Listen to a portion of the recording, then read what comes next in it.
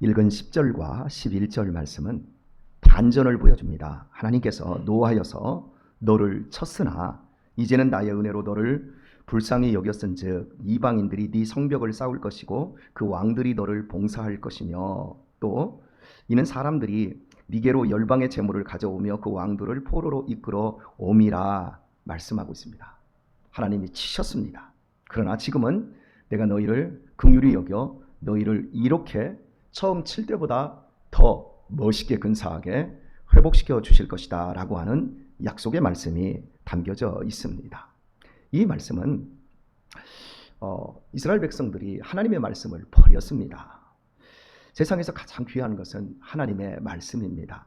이 말씀은 세상에 있는 재물, 그 어떤 것과도 비교가 되지 않을 만큼 이 말씀을 맡았고 이 말씀에 순종하며 사는 것이라고 하는 건 상상을 초월하는 어마어마한 복입니다. 그런데 이스라엘 백성들은 이 귀한 말씀을 버렸습니다. 왜?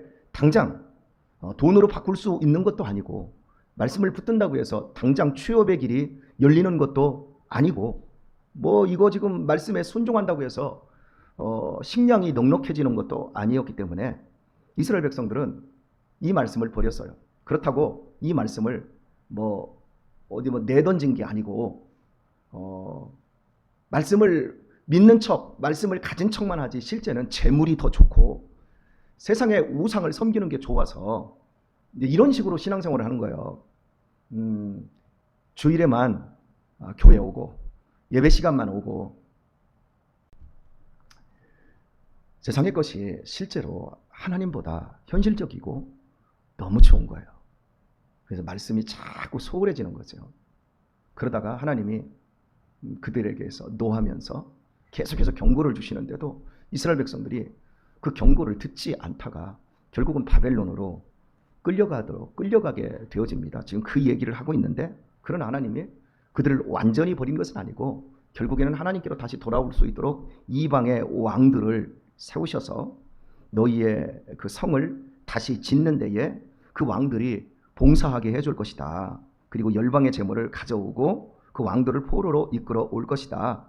너희들을 끌어갔지만 이렇게 반대로 하나님이 이런 축복으로 너희들을 회복시켜 주실 것이다 라고 이렇게 약속을 하십니다. 그게 이사야나 예레미야나 에스겔에게 주신 약속의 말씀인데 거시적인 말씀을 오늘 본문에서 하고 있는 거예요. 그리고 이 말씀대로 실제로 이스라엘 백성들은 70년 만에 고향 땅으로 돌아오게 되고 돌아올 때도 이방 왕들이 네 고향으로 돌아가라.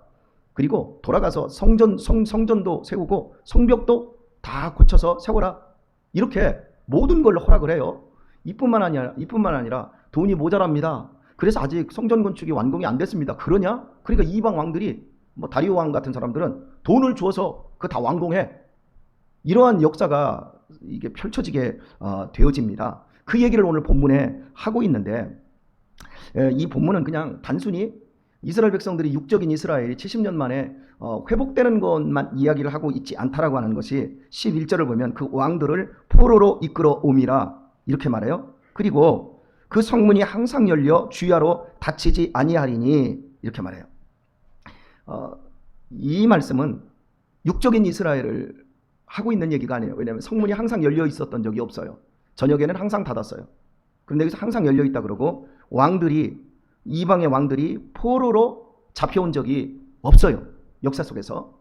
그래서 이 본문의 말씀이 육적인 이스라엘과 신약 시대에 세워질 교회, 육적인 이스라엘과 함께 영적인 이스라엘을 함께 보여주고 있는 말씀이라고 할 수 있겠습니다.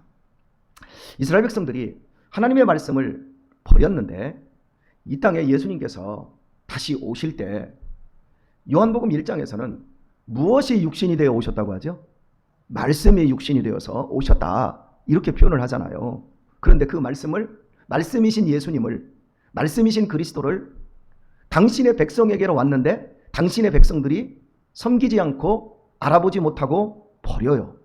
이 말씀이 육신으로 오셔서 우리를 죄 가운데서 건지시고 하나님의 나라를 이 땅에 가져오셨음에도 불구하고 그것이 얼마나 가치 있고 귀한 것인지를 모른 채 대제사장들과 서기관들과 바리새인들을 중심으로 해서 이 인간만 없으면 우리 유대교라는 종교는 안전하고 우리는 잘 먹고 잘 살 수 있어.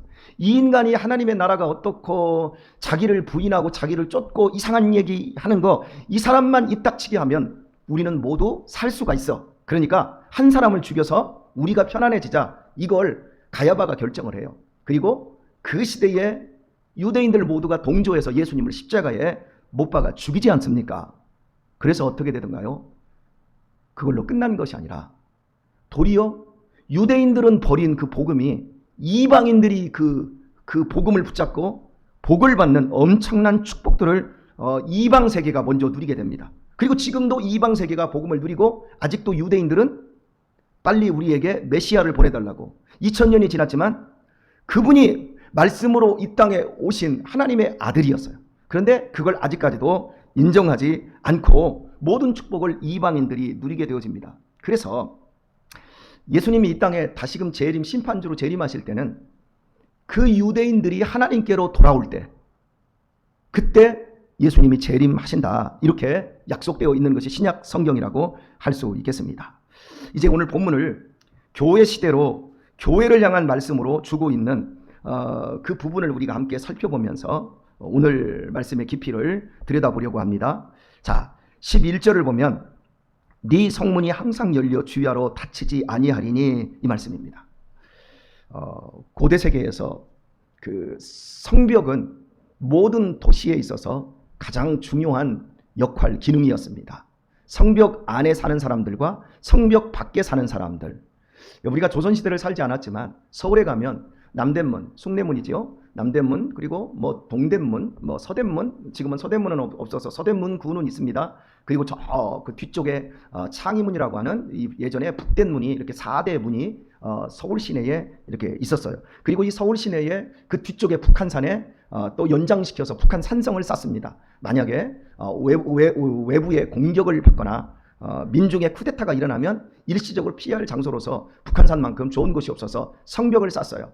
그리고 이 성벽은 아침 6시가 되면 문을 엽니다. 이제 문을 지키는 수장이 문을 딱 열게 합니다. 그리고 이제 저녁에 해가 딱 짐과 동시에 반드시 문을 닫습니다. 문을 열어놓으면 그 문 관리를 못하면, 제대로 시간을 못 지키고 문 관리를 못하면 그 수문장이 그날 죽임을 당합니다. 그만큼 수문장이 문을 열고 닫는 건, 이건 그 도시를 지키는 것이자 그 도시 안에 들어있는 임금님을 지키는 가장 중요한 일이었기 때문에 수문장의 권세는 엄청 컸다라고 할 수 있을 겁니다. 그런데 왜 저녁에는 문을 닫고 낮에는 문을 엽니까? 낮에는 사람들이 성 밖으로 일을 보러 나가야 되고, 성 밖에 있는 그 농산물이라든지 여러 공산품이라든지 이런 것들을 성 안으로 집어넣어야만이 이 사람들이 경제 활동을 하고 먹고 살 수가 있기 때문에 낮에는 먹고 사는 것 때문에 문을 열어요. 그런데 밤에는 경제 활동을 멈추고, 무엇보다도 외부의 적들이 들어와서 그 성 안에 기득권자들의 생명과 재산을, 특히 사대부들과 왕의 생명을 노리는 사람들이 있을까 봐서 이 문을 닫았습니다. 그러니까 안전 때문에 문을 닫는 거예요. 낮에는 먹어야 되니까 문을 여는 거고요. 그런데 오늘 본문에는 이 문을 다시는 닫지도 않고 그냥 열린 채로 두겠다, 이렇게 말씀하고 있습니다. 이것은요, 절대적인 안전이 확보되었다라는 의미를 이야기하고 있는 겁니다. 여러분, 우리 교회가 닫힌 교회입니까? 열린 교회입니까? 교회는 열린 교회입니다. 예수님께서 말합니다. 닫으면 열 자가 없고 열면 닫을 자가 없어요. 교회는 완전한 안전, 더 이상 어떤 불안전이 있는 것이 아닙니다.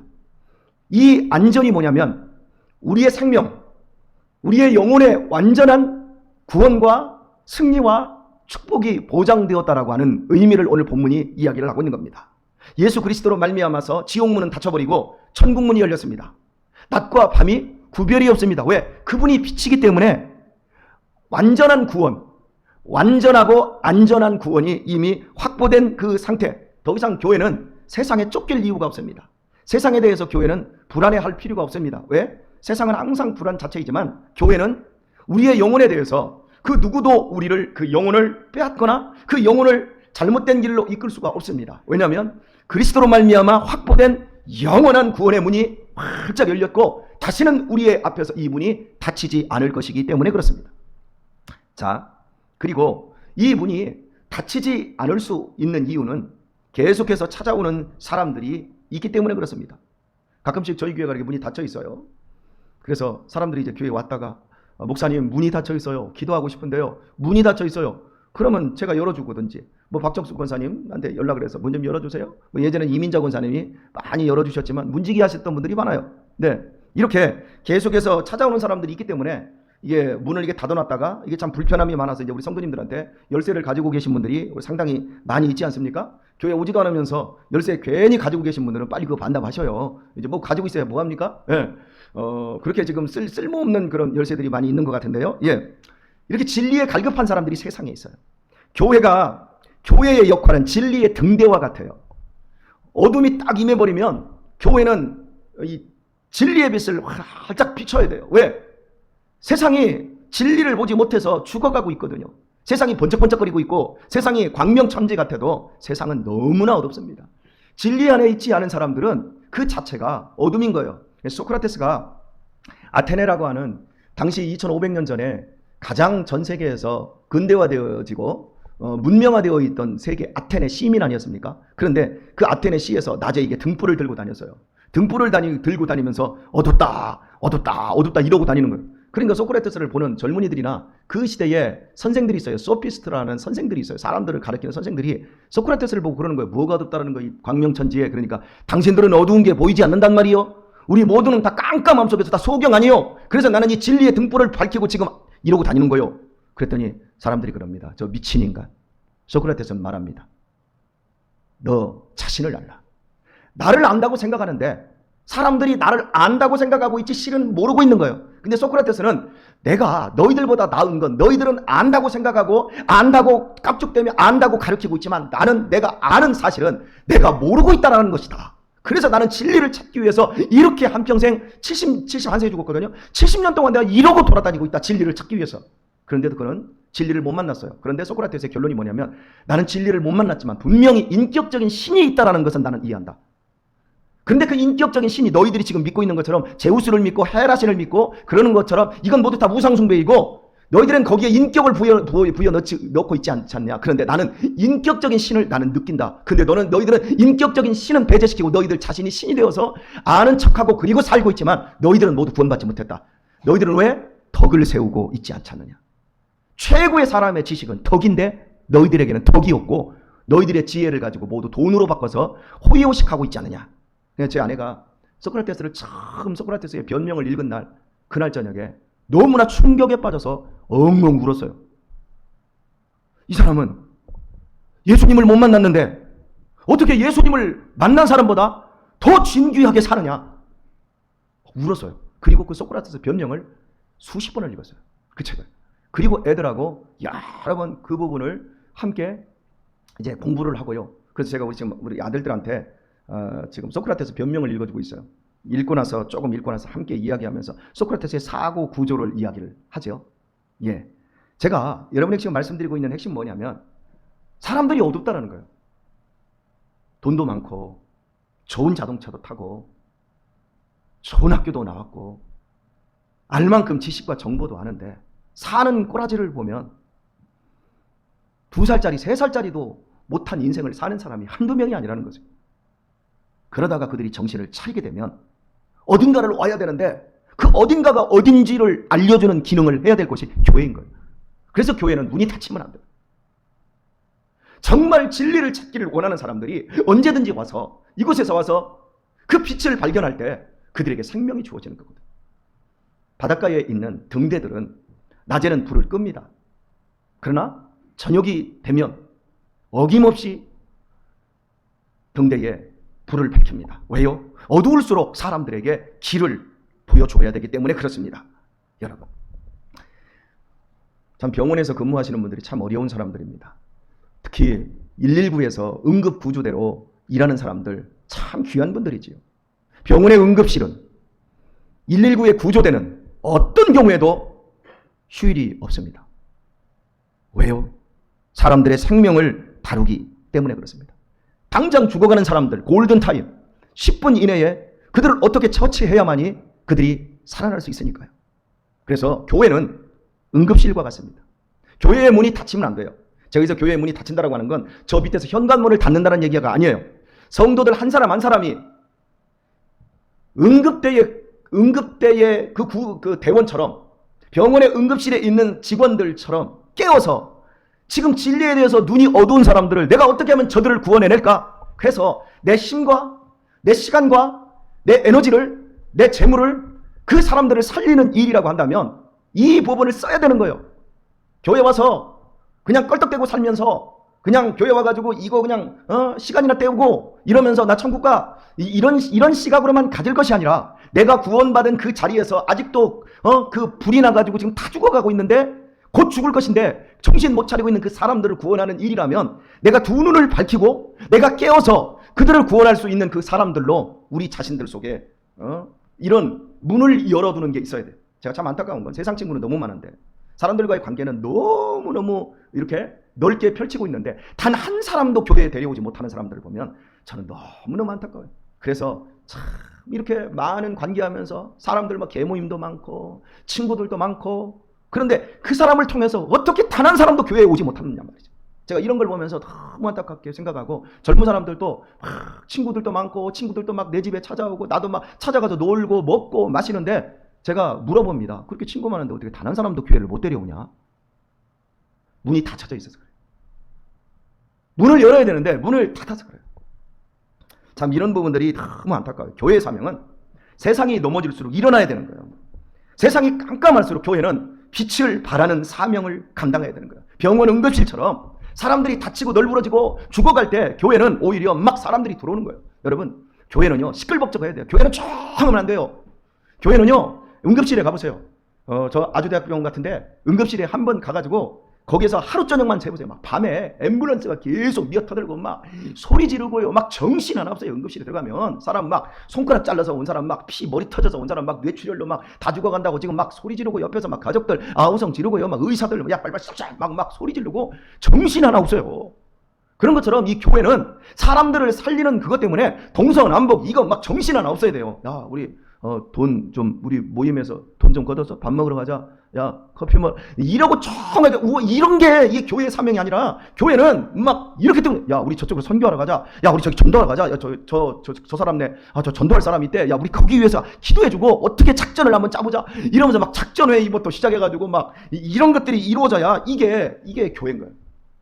우리 어제 신바람 났잖아요. 저 어제 그 등량도 교회 목사님이 저한테 전화 와가지고 권 목사 나 사진 하나 보내줄게 하더니 사진을 막 8장을 보내온 거예요. 그 사진을 딱 보니까 그 동네 사람들이 그 교회 교인이 딱 2명, 자기들까지 4명만 예배를 드렸는데 53주년 됐다고. 와, 지난 그 작년 11월 달에 이 교회에 부임해가지고 지금까지 열심히 목사님 4분이 막 섬기는 거예요. 목사님이 은퇴하시고 나서 다시 7년 만에 그게 담임 목사님으로 가서 지금 나이가 우리 이명규 장로님하고 동갑인데 그 사모님이랑이 가가지고 막 죽도록 충성하는데 그 우리 권사님들하고 우리 한번 갑시다 해가지고 갔잖아요. 가가지고 마을 사람들한테 마구레간에다가 밥 한 끼 탁 대접해주고, 우리가 뭐 삼계탕 해줬나요? 예, 밥 한 끼 대접해주고 막 탁 그리고 그냥 그 온 것밖에 없잖아요. 아무것도 예수님 믿으세요. 막 말 한마디 안 했어요. 근데 그 사람들이 마음이 열리니까 목사님이 섬기니까 이 사람들이 우리 교회 가야 되겠네 온 거예요. 그래서 내가 사진 보내주면서 권 목사가 옷 보내줘서 사람들 마음 열리더니 권사님들이 오셔서 그렇게 섬겨주니까 사람들이 이렇게 교회 어제 나왔어. 그러면서 이번 주부터 이 사람들이 지난주에는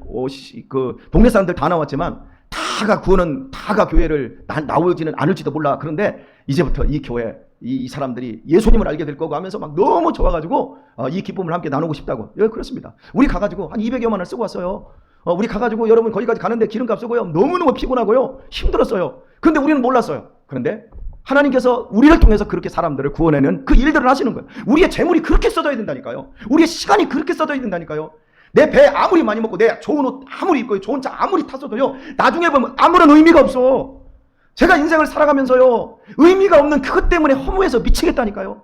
나를 위해서 쓰는 그 모든 것들, 내가 아무리 건강하고 아무리 이뻐지려고 그렇게 치장하고 그렇게 뻐겼던 그 모든 것들이 시간이 지나고 보면 아무것도 아니더란 말이에요. 그런데 내 수중에 있는 것, 제가 산마을에 가끔씩 밥 먹으러 이렇게 갑니다. 밥을 사주러도 가고 또 얻어먹기 위해서도 갑니다. 근데 이 송탄에서는 제일 비싼 음식 아닙니까? 거기서 다 밥을 먹으면 제가 서빙을 받던 아줌마한테 꼭 10,000원씩이라도 줘요. 지금 가면 목사님 오셨어요? 예, 제가 목사인 줄 알아요. 제가 이렇게 밥을 이렇게 먹으러 갔는데 목사님들하고 저 평택에서 밥을 먹는데 근데 저녁에 이렇게 밥을 먹는데요. 동남아 사람이 서빙을 하더라고요. 말을 잘 못해요. 못 알아들어요. 그러니까 저쪽에서 아르바시 가져오라고 하니까 이게 동남아 여자가 아르바시가 뭔 줄 알겠습니까? 그러니까 이쪽에서 무슨 후추통인가를 뭔가를 갖다 준 거예요. 그러니까 이 술 먹은 사람들이 막 성질을 부리면서 막 뭐라고 하더라고요. 제 마음에서 너무 이게 막 아프더라고요. 그래서 내가 나오면서 그 잠깐 불렀어요. 나하고 아무 상관없는 여자예요. 근데 내가 그 아줌마한테 그 아줌마도 아니지 아가씨지 2만 원을 내가 줬어요. 그랬더니 그 주인이 나오면서 그러더라고요. 주인이 바깥까지 따오면서 고맙습니다. 우리 직원에게 그렇게 해주셔서 고맙습니다. 그러더라고요. 그래서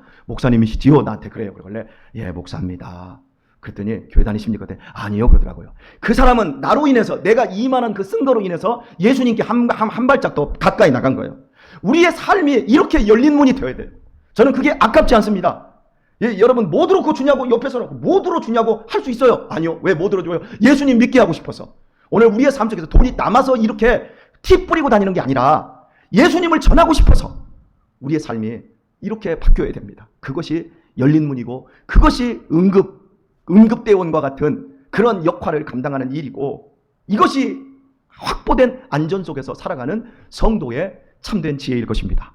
등량도에서 일어났던 이런 일들이 많이 일어나도록 우리 많이 뿌리고 우리 많이 사역하는 그런 좋은 교회, 항상 시끌벅적한 그런 교회, 막 일하고 계획하고 이런 교회가 되었으면 좋겠습니다. 오늘 또 복된 하루 사시고 이 일주일도 아름답게 마무리하시고 우리 주일에 다시 만나는 그런 은혜를 누리기를 우리 주 예수님의 이름으로 축원합니다.